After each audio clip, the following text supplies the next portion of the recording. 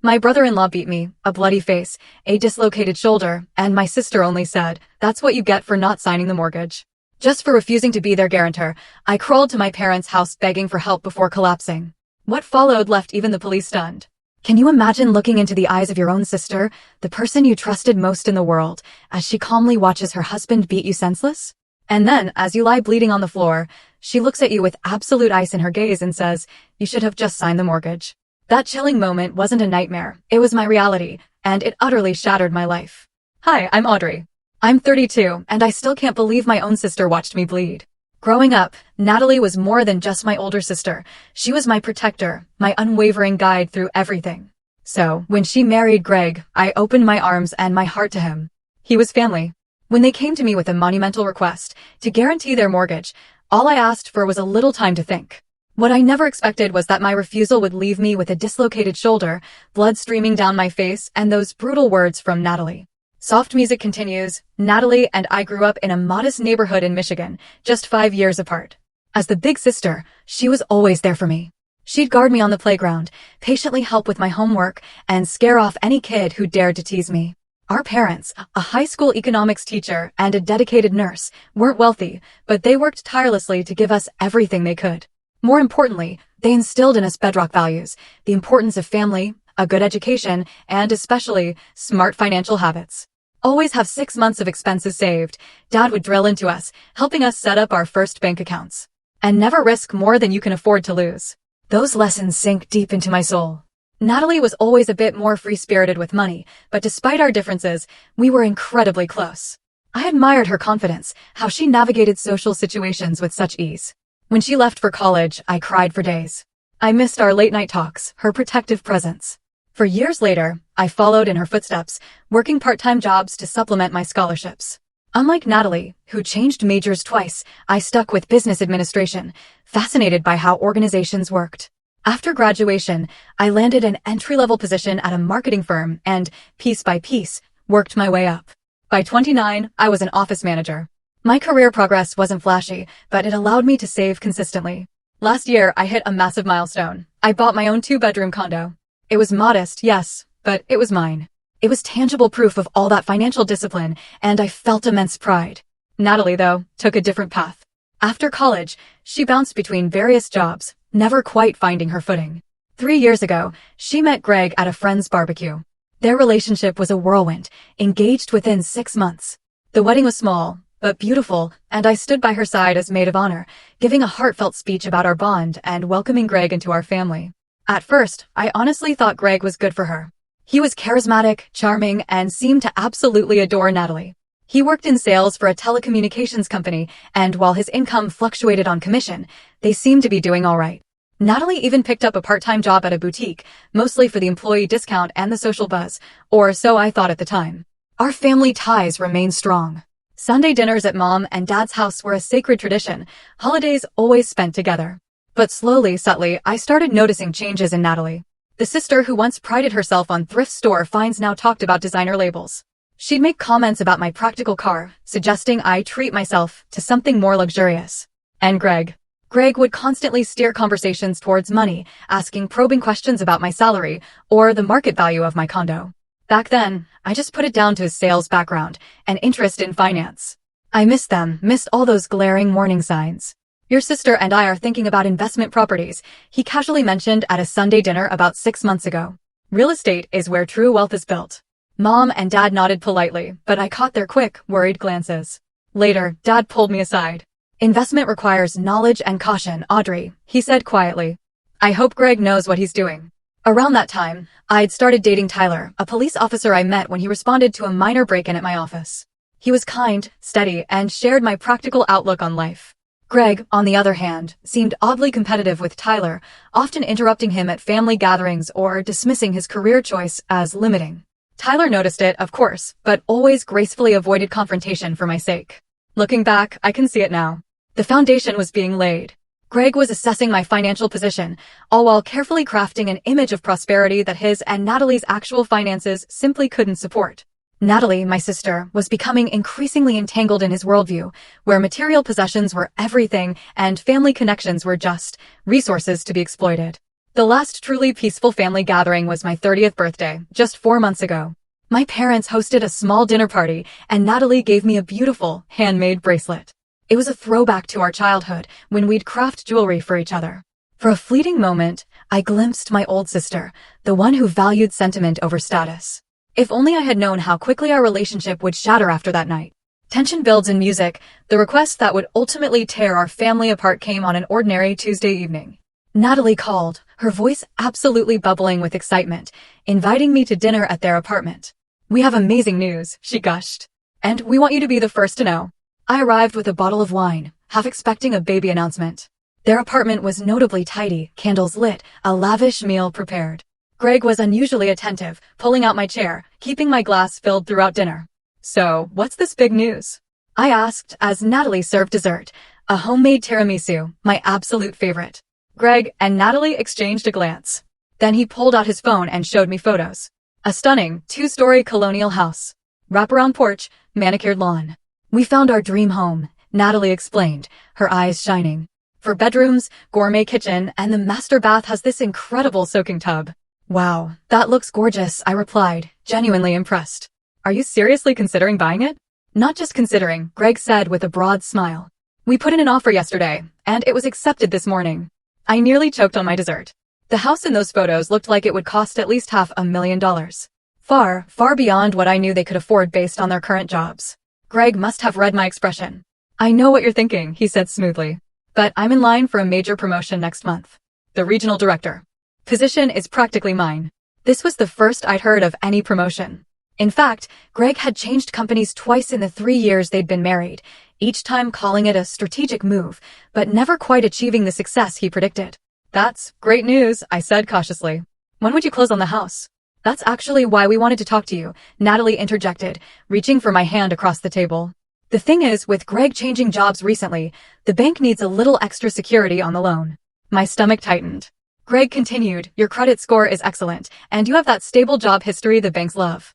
We just need you to co-sign as a guarantor on the mortgage. It's just a formality, really. You wouldn't need to contribute anything financially." The casual way they presented this enormous request stunned me. Being a guarantor would make me legally responsible for their mortgage if they defaulted. Given Greg's job instability and their comfort stretching beyond their means, this was far from a mere formality. "This is a big decision," I said carefully. "Can I have some time to think about it? Maybe review the details of what would be involved." A flash of annoyance crossed Greg's face before he masked it with a smile. "Of course," he said, "but we need to let the bank know by next week to keep our interest rate lock." On the drive home, my mind raced. My father's financial cautions echoed in my head. I spent the next day researching what being a mortgage guarantor actually meant. The more I learned, the more alarmed I became. If Natalie and Greg missed payments, my own credit would be damaged. If they defaulted entirely, I would be responsible for their debt, potentially losing my own home and savings. I immediately scheduled an appointment with my financial advisor, Linda, who didn't mince words. "Audrey, this would be an enormous risk," she warned. "From what you've told me about their financial situation and job history, I would strongly advise against it." 3 days after that dinner, I invited Natalie for coffee, hoping to have a reasonable conversation without Greg present. We met at our favorite cafe, and I tried to approach the topic gently. "I've been researching what being a guarantor means," I began. "It's actually a much bigger commitment than Greg made it sound like." Natalie stirred her latte slowly. "I know it sounds scary, but we would never put you in a bad position, Audrey. Greg is absolutely getting that promotion. But what if something unexpected happens?" I asked, my voice soft but firm. "What if the promotion doesn't come through, or one of you has a health issue? I just need to understand the contingency plan." "There you go again," she sighed. "Always planning for the worst, aren't you? Can't you just trust us?" "Trust me. This house means everything to us, for starting our family." "I do trust you," I assured her. "But this is business, and mixing family with major financial commitments can get complicated. Maybe there are other options, like waiting a few months until Greg has actually secured the promotion." Disappointment clouded her face, but she nodded. "I understand your concerns. Let me talk to Greg about alternatives." I actually thought the conversation had gone well. But that evening, my phone buzzed. It was a text from Greg. "Natalie told me about your concerns. Thought you'd support your sister's happiness. Guess blood isn't as thick as water after all." The passive-aggressive message was just the beginning. When we gathered at my parents' house that Sunday, Greg was noticeably cold, offering only curt responses when I spoke. Natalie seemed trapped in the middle, trying to maintain normal conversation while exchanging anxious glances with her husband. During dinner, I tried again, attempting to explain my position logically to both of them, suggesting alternatives like a smaller starter home or waiting until their financial situation was more stable. We've done the math, Greg said sharply. We can afford this house. We just need your signature to satisfy the bank's red tape. If you've done the math, I suggested, then surely you can show me the budget breakdown? That would help me feel more comfortable with the arrangement. So now we need to prove ourselves to you? Greg's voice rose slightly. Your sister isn't enough of a guarantee for you? My parents exchanged concerned glances. Dad cleared his throat. Financial decisions should never be rushed. Maybe all of you need more time to consider options. There's no time. Greg snapped. The housing market is competitive, and this opportunity won't wait. As the evening ended, Natalie hugged me stiffly. I thought I could count on you, she whispered, and the hurt in her voice pierced me deeply. My mother walked me to my car later. Be careful, Audrey, she advised. Your father and I have noticed Greg can be intense about getting his way. Whatever you decide, make sure it's what you truly believe is right. That night, I called Tyler and explained the whole situation. His concern was immediate. Audrey, this raises some red flags, he said. Financial entanglement is often the first step in controlling relationships.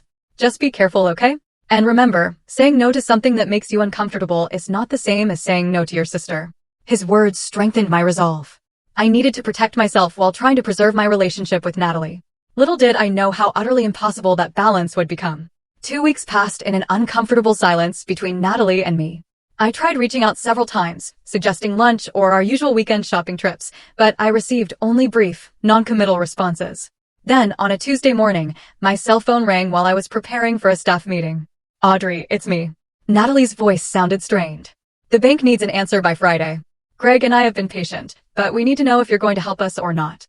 I've given this a lot of thought. I began carefully, and I just don't think I can take on that level of financial risk right now. Risk? What risk? Her tone sharpened. This isn't about risk, Audrey. This is about family loyalty. Remember when I loaned you $300 for your car repair in college?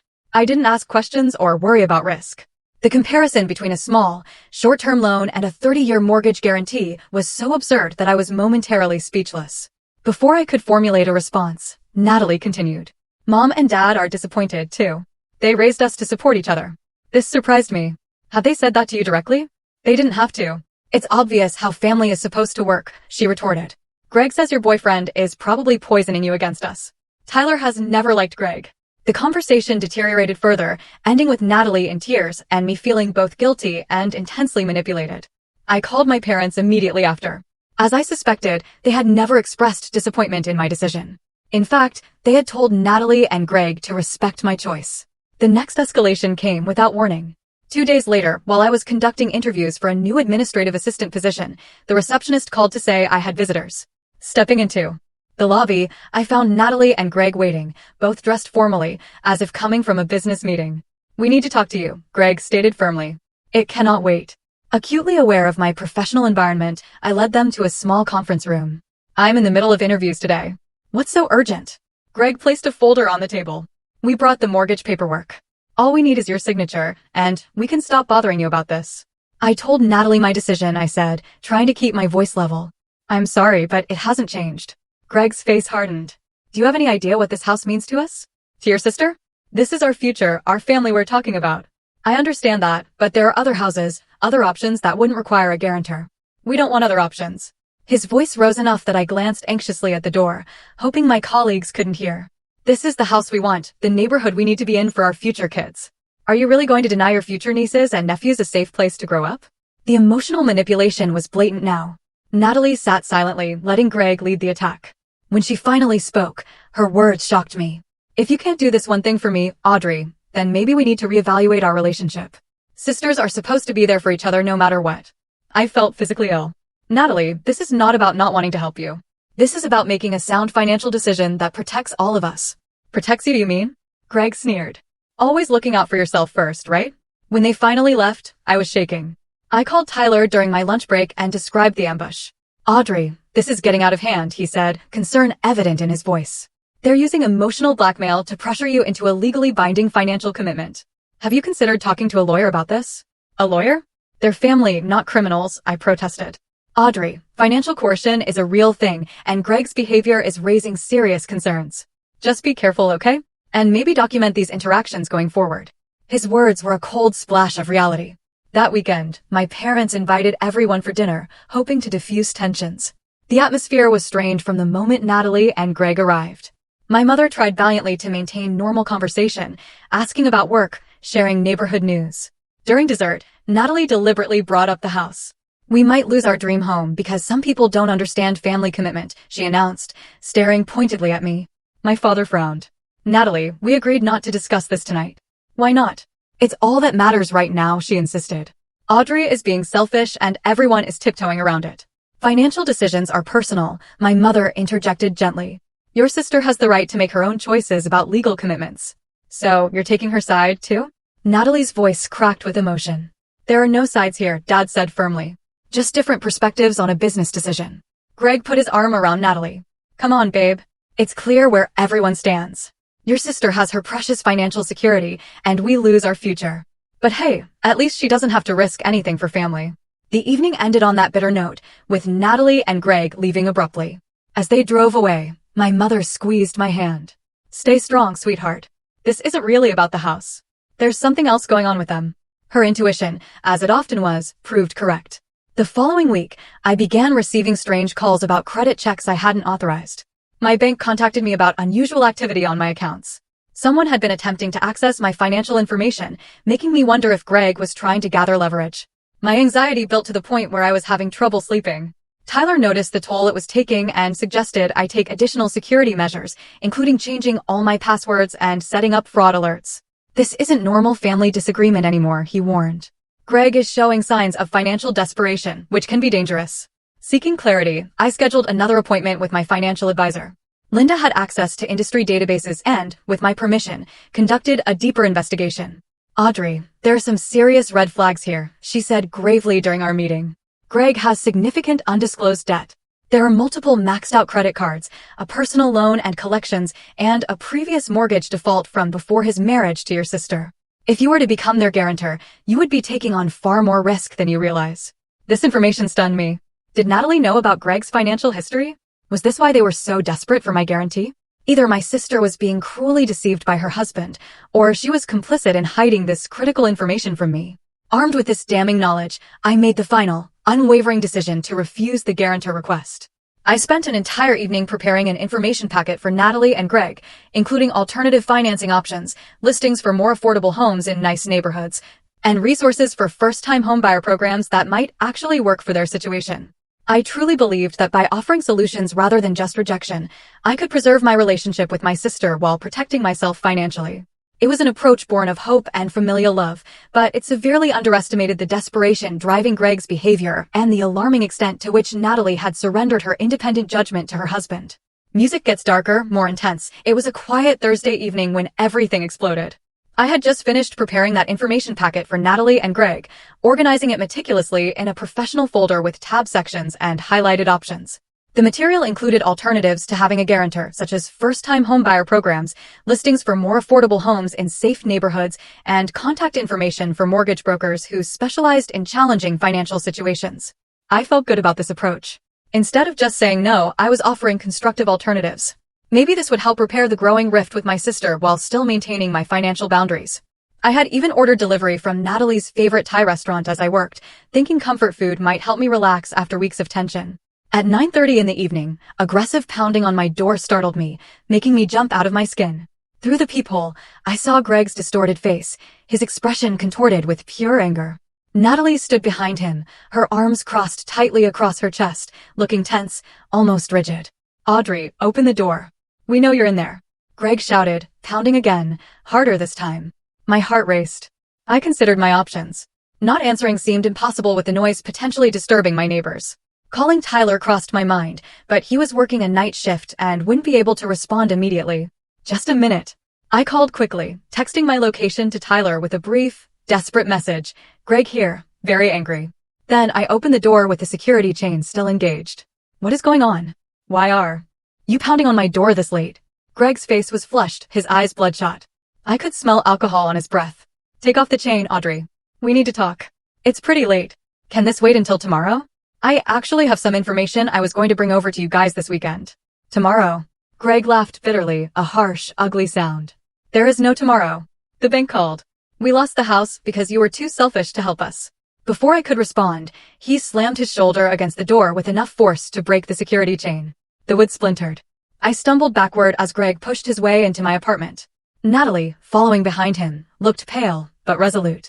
"Greg, you need to leave right now," I said, trying to keep my voice steady while reaching for my phone. "This is not okay." He snatched the phone from my hand and threw it across the room. It shattered against the wall. "Nothing about this is okay. Do you have any idea what you have done to us? To your sister?" "I didn't do anything to you," I protested, backing away, my voice trembling.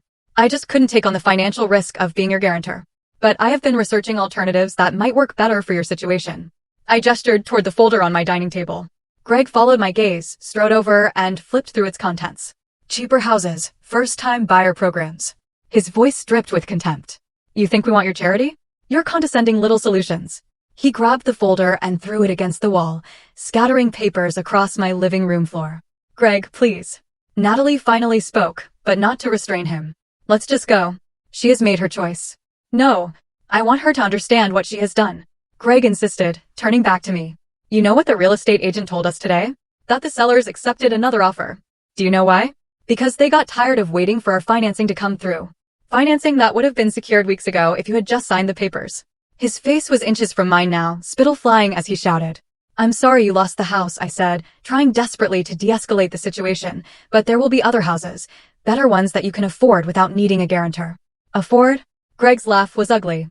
"You think you know everything about our finances? About what we can afford?" "Actually, I do know some things," I said, my fear beginning to transform into a slow burn of anger. "I know about the maxed-out credit cards, Greg, and the personal loan and collections and your previous mortgage default." The color drained from his face, his eyes suddenly wide with shock. "You had no right to look into my financial history." "I had every right when you were asking me to guarantee hundreds of thousands of dollars," I countered. "Did Natalie know about all this? Did you tell her before you pressured me to put my financial future on the line?" I looked at my sister, whose expression had shifted from cold resolve to utter confusion. "Natalie, did you know?" "Don't talk to her," Greg growled, stepping aggressively between us. "This is between you and me now." "No, it's not," I insisted, trying to move around him to see my sister. "Natalie deserves to know the truth if she doesn't already. This is not just about a house. Greg has serious financial problems that he has been hiding." "Shut up," Greg roared. And before I could react, his hand shot out, shoving me hard against the wall. The back of my head hit with a sickening thud, momentarily disorienting me. "Greg," Natalie gasped, but made no move to intervene. I tried to push away from the wall, but Greg grabbed my shoulders and slammed me back again. Pain exploded through my right shoulder as something gave way with an audible pop. I screamed in agony, a sound that seemed to only further enrage him. "You think you're so much better than us with your perfect credit score and your responsible job?" He snarled, his face inches from mine. "Always judging. Always thinking you know best." I raised my good arm instinctively to protect my face, but he caught my wrist and twisted it painfully. "Stop it. You're hurting me," I cried out, looking desperately toward my sister. "Natalie, please help me." What happened next was a blur of motion and excruciating pain. Greg's fist connected with my face, the impact sending a shock wave through my skull. I tasted blood as my lips split open.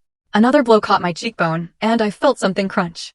Warm liquid began flowing down my face as I collapsed to the floor, my dislocated shoulder sending waves of searing agony through my body. Through tear-blurred vision, I saw Natalie. She was standing frozen, her hands covering her mouth, watching as her husband assaulted her sister. I reached toward her with my good arm. "Natalie, please," I begged. She finally moved, taking a single step forward. "Greg, that's enough. Let's go." Not to help me. Not to stop him. Just to leave. Greg stepped back, breathing heavily, looking down at me with contempt rather than remorse. "You brought this on yourself," he spat. As they moved toward the door, I managed to choke out, "Natalie, how can you let him do this?" My sister paused in the doorway, her face a mask I couldn't recognize. The stranger wearing my sister's face looked at me coldly and said the words that would haunt me forever. "You should have just signed the mortgage." Then they were gone, leaving me bleeding on my apartment floor, utterly betrayed by the person I had trusted most my entire life. The physical pain was excruciating, a raw, burning agony, but it paled in comparison to the shattering of my heart. The sister I loved had chosen to side with my attacker rather than help me in my moment of greatest need. Silence for a moment, then very soft, sorrowful music begins. I don't know how long I lay there on my apartment floor, drifting between shock and waves of relentless pain. Blood from my face had formed a small, dark puddle beside me, and every slight movement sent lightning bolts of agony through my dislocated shoulder. My phone lay shattered where Greg had thrown it, useless for calling help.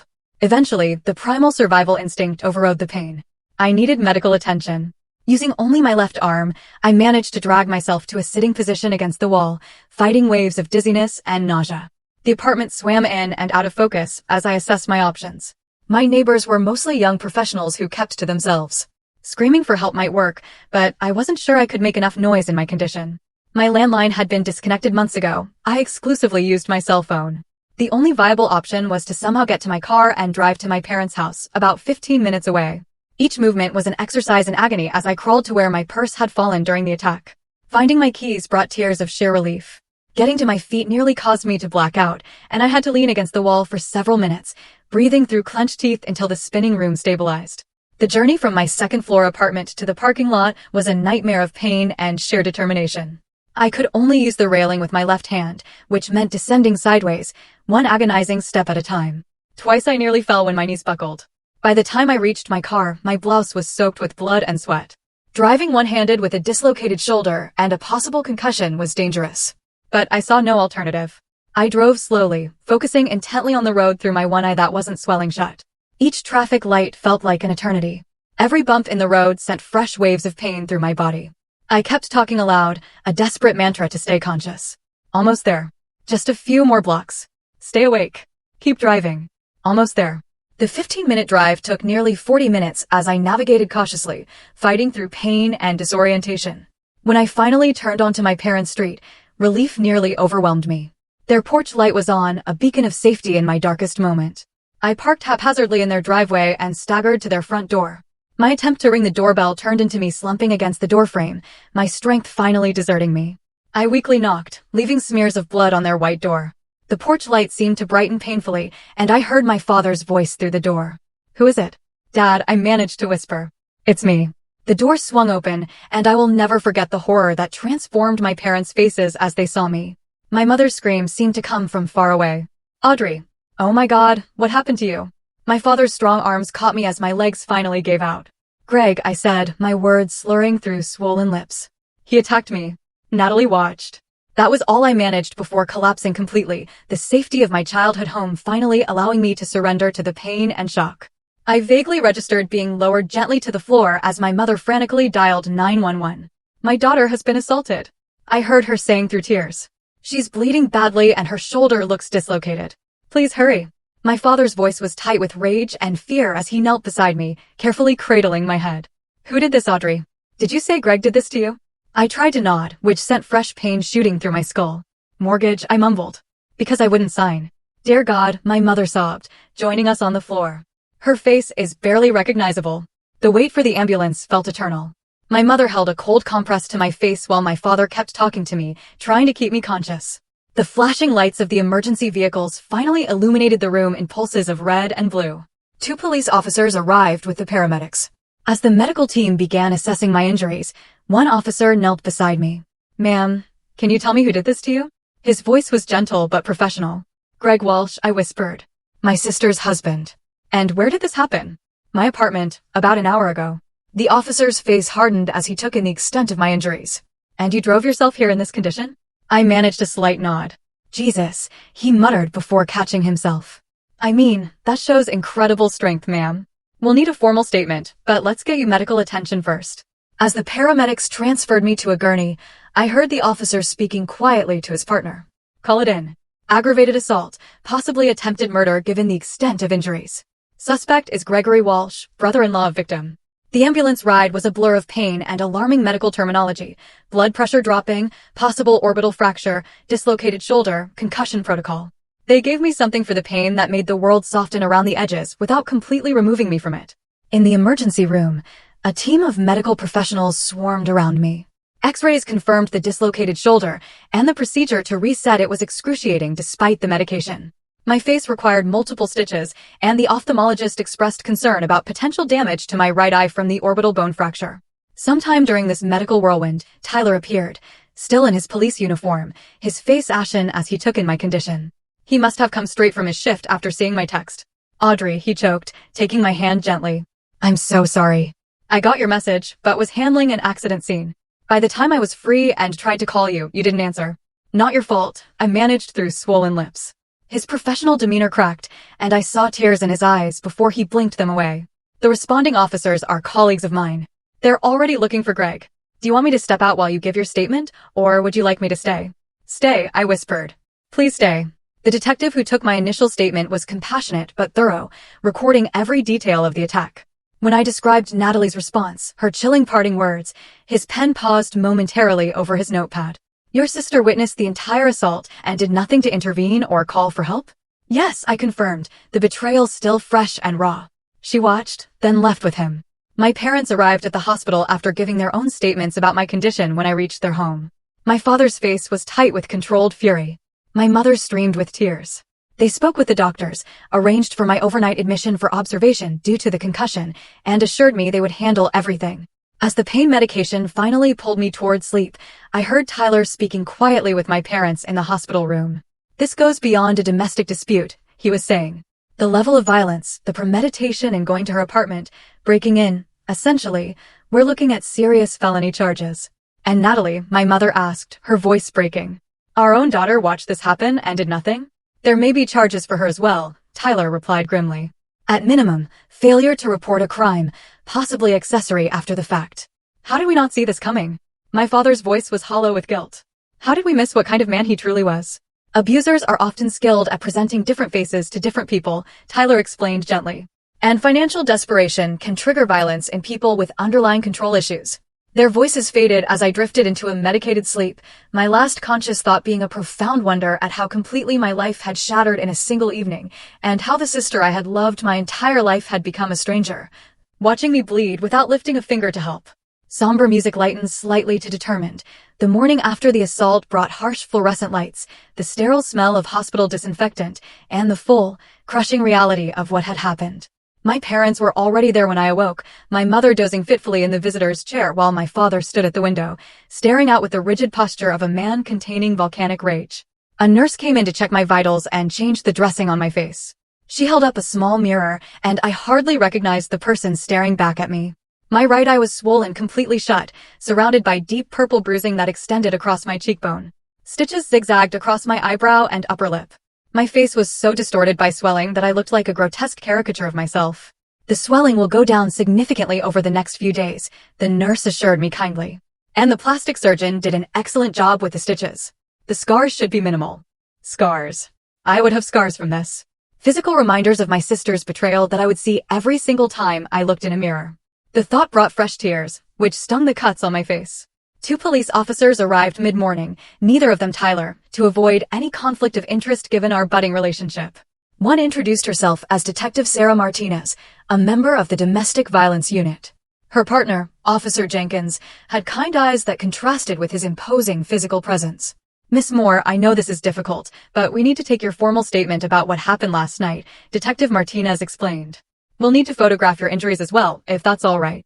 For the next hour, I recounted every harrowing detail of the attack, from the moment Greg pounded on my door to Natalie's final, devastating comment before they left me bleeding on the floor. Officer Jenkins documented my injuries with a camera, his jaw tightening as he photographed the extensive bruising on my shoulder and face. Have they found Greg yet? I asked when they had finished. Detective Martinez shook her head. Not yet, but we have officers at their apartment and your sister's workplace. There's an alert out for his vehicle. We will find him. And my sister? The officers exchanged glances. We would like to speak with her as well. Her role in this incident needs clarification. After they left, my father finally spoke. The locksmith is changing your apartment locks today. You will stay with us when you are released until we figure out something more permanent. Dad, I can't impose on you and Mom like that. This is not a discussion, Audrey, he said firmly. That man knows where you live. Until he is in custody, you are not staying alone. His protectiveness nearly broke me. Where was this protection when I was being beaten? Why had Natalie not shown even a fraction of this concern? The next few days passed in a blur of medical evaluations, pain management, and official paperwork. I was released from the hospital with my arm in a sling, prescriptions for pain medication and antibiotics, and strict instructions for concussion recovery. The prosecutor's office contacted me about pressing charges, making it clear that given the severity of the assault, they would proceed regardless of whether I wanted to or not. This level of violence cannot go unanswered, the assistant district attorney explained during her hospital visit.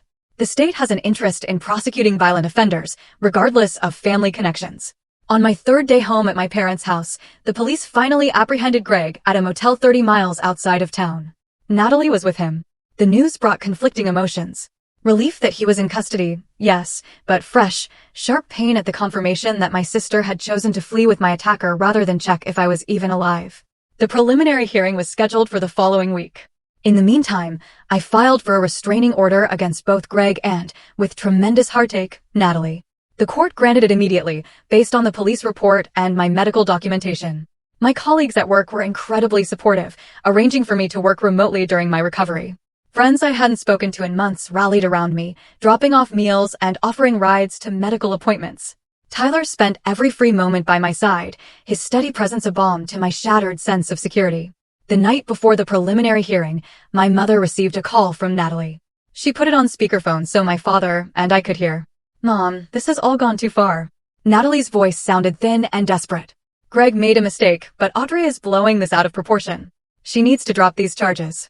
My father made a strangled sound of disbelief. My mother's voice was ice cold when she responded. "A mistake?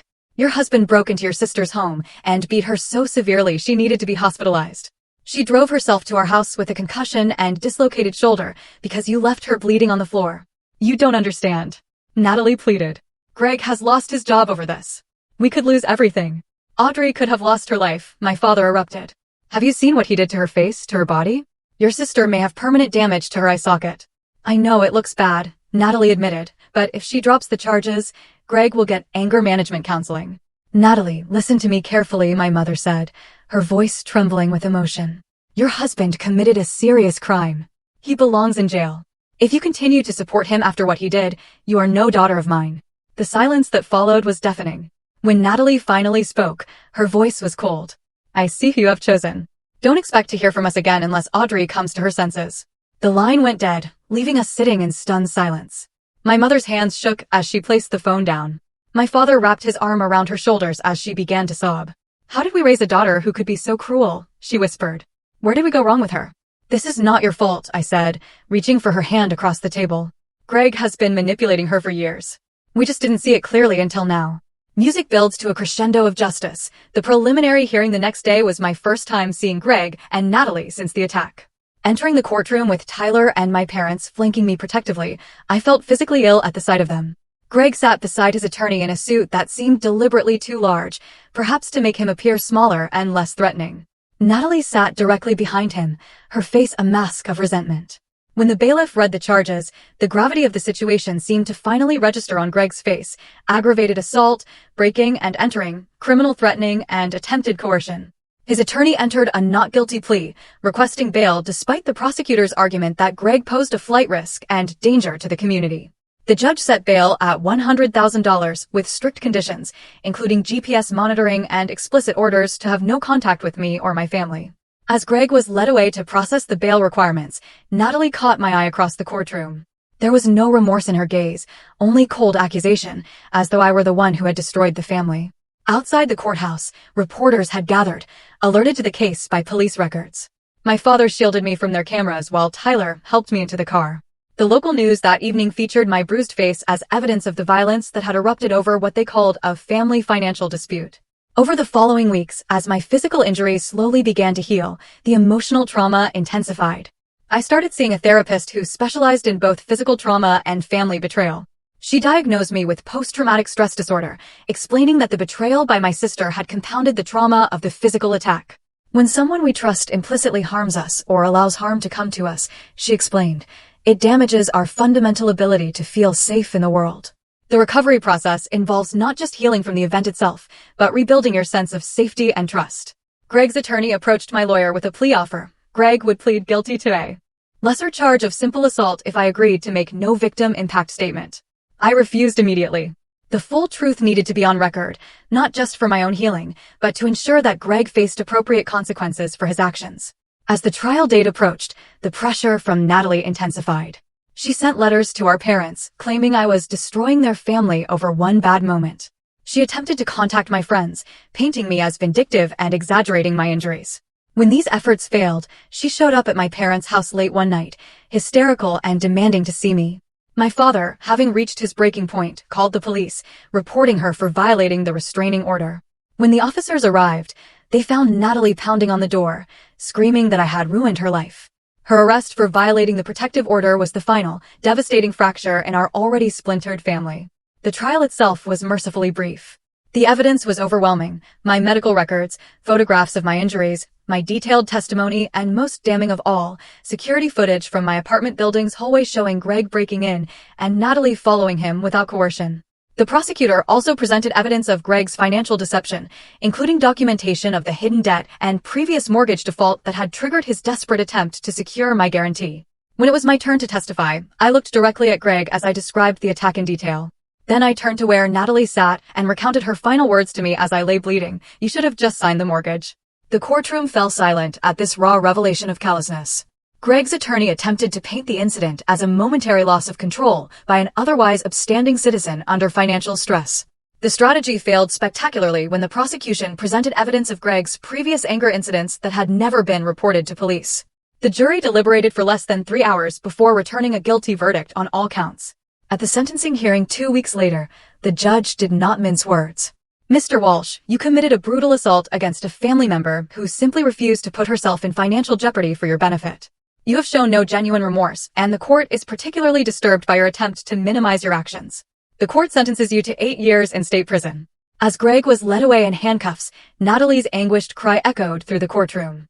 Not for me, her sister, who still carried the scars of her husband's violence, but for the man who had inflicted those scars. In that devastating moment, I finally accepted what I had been fighting to deny.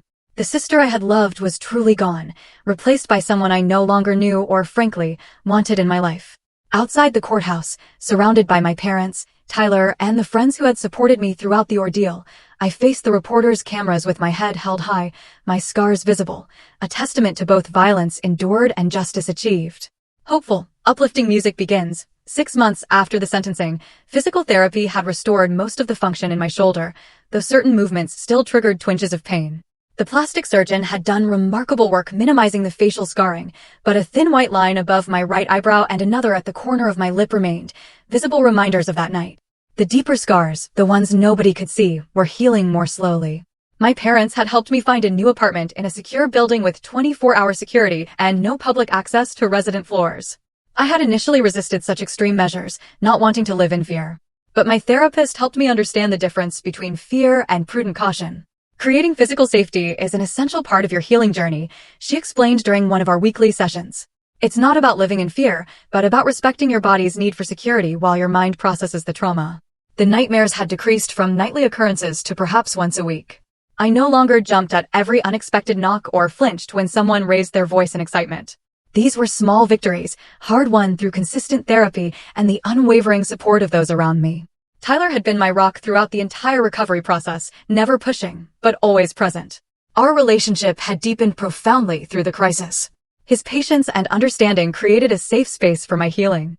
When he surprised me with a weekend getaway to a lakeside cabin 3 months after the trial, I found myself able to truly relax for the first time since the attack. "I'm proud of you," he said as we sat watching the sunset over the water. "Not just for surviving, but for how you've handled everything. Your strength amazes me every day." My career had become another anchor in my recovery. 2 months after the trial, I received an unexpected promotion to operations director, a position that came with both greater responsibility and the flexibility to continue my therapy appointments. My colleagues, who had rallied around me during the darkest days, celebrated this professional advancement as another vital step in my journey forward. Natalie remained a complicated absence in my life. After Greg's sentencing, she had moved in with a friend, unable to maintain their apartment on her part-time income alone.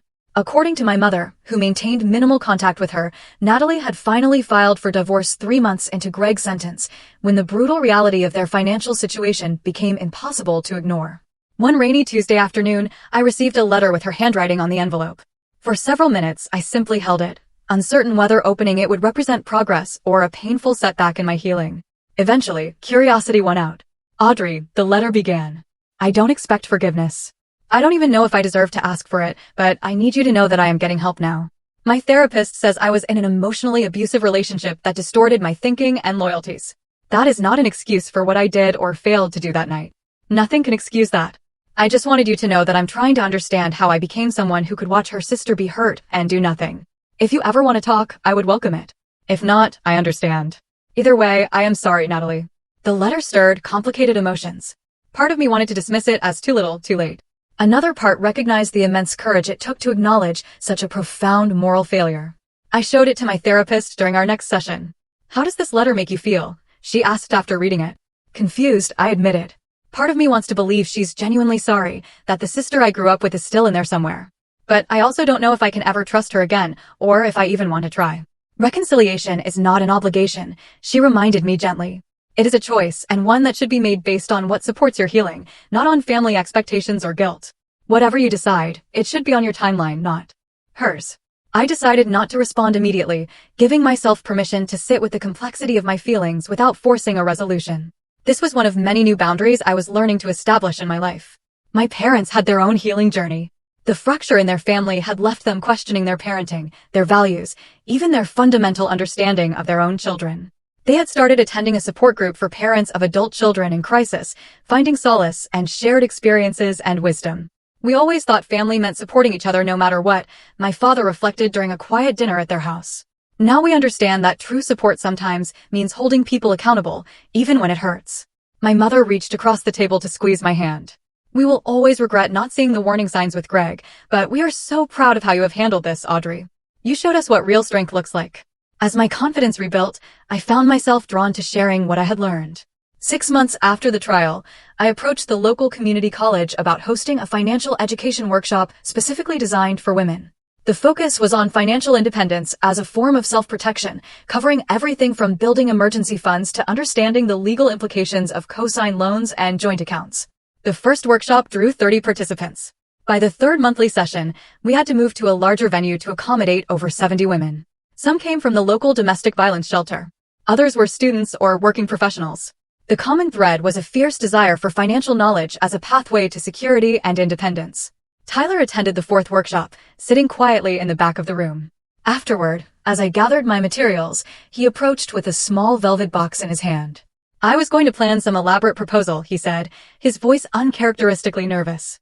"But watching you tonight, seeing how you've transformed your pain into purpose, I couldn't wait another day to ask you to share your life with me."